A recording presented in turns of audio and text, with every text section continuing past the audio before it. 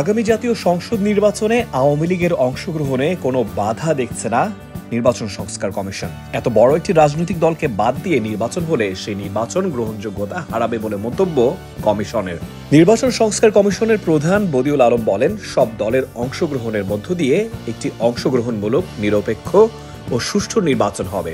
এই ঘোষণার সাথে সাথে ওবায়দুল কাদের শেখ হাসিনার সাথে ষড়যন্ত্র করতে ভারতের উদ্দেশ্যে রওনা দেয়। বিশ্বস্ত সূত্রে জানা যায়, আগামী নির্বাচনের রূপরেখা করতে হাসিনা, মোদি, কাদের খুব শীঘ্রই বৈঠকে বসবেন। আওয়ামী লীগ আইনগতভাবে নির্বাচনে অযোগ্য না হলে তাদের অংশগ্রহণের সুযোগ থাকা উচিত উল্লেখ করে সংস্কার কমিশন প্রধান বলেন, কমিশন চায় একটা অন্তর্ভুক্তিমূলক নির্বাচন যেখানে কোনো দলকেই কোনো রকম বাধা দেওয়া যাবে না। সব দলই নির্বাচনে অংশগ্রহণ করবে।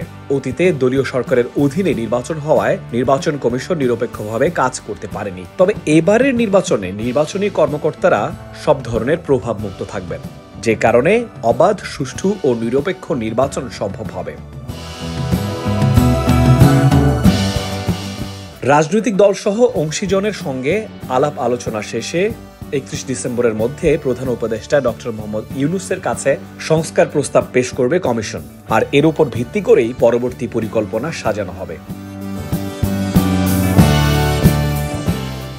ভোটার তালিকা সংশোধন হালনাগাদ করে নির্বাচনের তারিখ ঘোষণা করা হবে। নির্বাচন কমিশনের বাধা না থাকলেও আওয়ামী লীগ নির্বাচনে অংশ নেবে কিনা সেই প্রশ্ন এখন সবার মাঝে। তবে শেখ হাসিনার বিভিন্ন ফোন কল ফাঁস হওয়ার পর অনেকেই ভাবছেন তিনি যে কোনো সময় দেশে ঢুকতে পারেন, আবার নির্বাচনেও অংশ নেবেন। এসব কুটচাল সাজাতে হাসিনা, মোদি, কাদেরের ত্রিমুখী বৈঠক হওয়ার কথা রয়েছে। বৈঠকে পরবর্তী নির্বাচনের রূপরেখা প্রকাশ হতে পারে বলে ধারণা নেটিজেনদের। তবে হাসিনা পালিয়ে যাওয়ায় জনগণের মাঝে নিজের গ্রহণযোগ্যতা হারিয়েছেন। তাকে দেশের মানুষ আবার ভোট দিয়ে ক্ষমতায় আনবে কিনা সেটা এখন দেখার বিষয়।